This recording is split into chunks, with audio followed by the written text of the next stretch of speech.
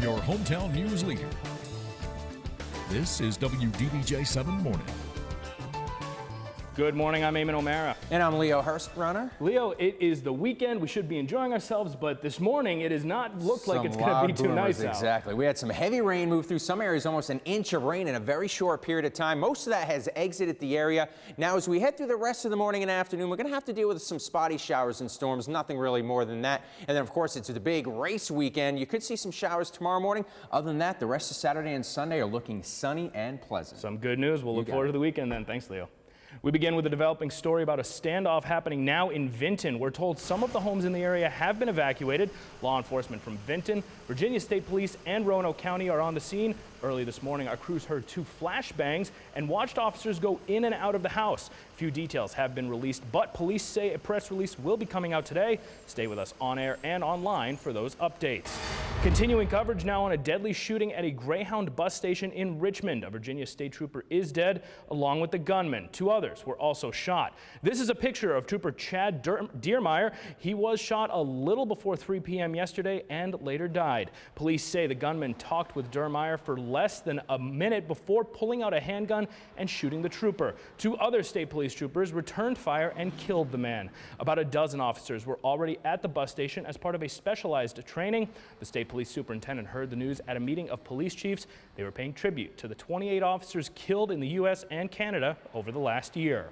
I had just thought to myself, because 28 is the biggest number we've had in a long time, I hope and pray that next year we don't have 28, not knowing that within just a few seconds out here of Chad's loss.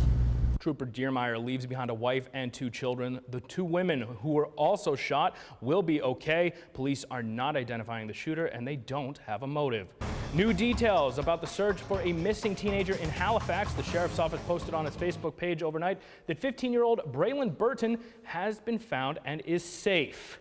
And with that good news, let's get a little bit more good news about the weekend coming up. Leo, what are we looking at? We're going to look at a lot of sunshine. First, we're going to get through today. Still some spotty showers. Had that heavy rain move through early this morning. That's to our east. One little batch moving through southern West Virginia right now in the highlands. The rest of us, spotty shower late this morning into the afternoon, and we could see a strong storm here and there. And then as we make our way through the overnight hours, another round of showers could affect us. Most of you will be sleeping when that moves through, but by the time you wake up 8, 9, 10 o'clock on Saturday, that should be out of here. We'll see increasing sunshine. A lot of people are going to be camping out in Martinsville for the big race, and it looks like sunny conditions, chilly Saturday night, but a gorgeous day for the STP 500 on Sunday. Most amazing thing that you just said is that you think people wake up at 8 o'clock on Saturdays. Exactly. It's Saturday, Leo. Come on. Thanks so much.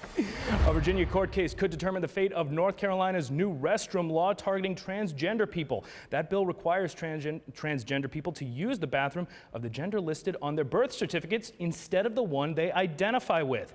In Richmond, the 4th U.S. Circuit Court of Appeals is considering the case of Gavin Grimm, a transgender teen not allowed to use the boys' bathroom at his high school. North Carolina plaintiffs are making similar discrimination claims while suing their state's new law. The Circuit Court could rule any day now in Grimm's case.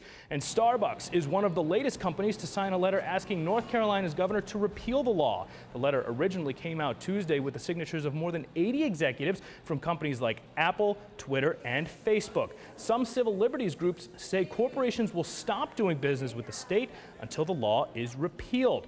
Already, several states and cities, including San Francisco and New York, have banned non-essential travel to North Carolina.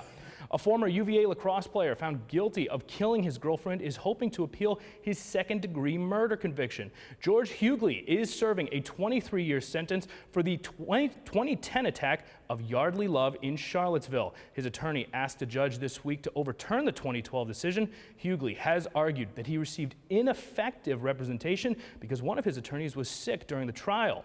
Roanoke County Police are investigating the appearance of a swastika, the second one to show up in less than a week near the campus of Hollins University. The symbol, was found underneath Route 11 in a pedestrian underpass.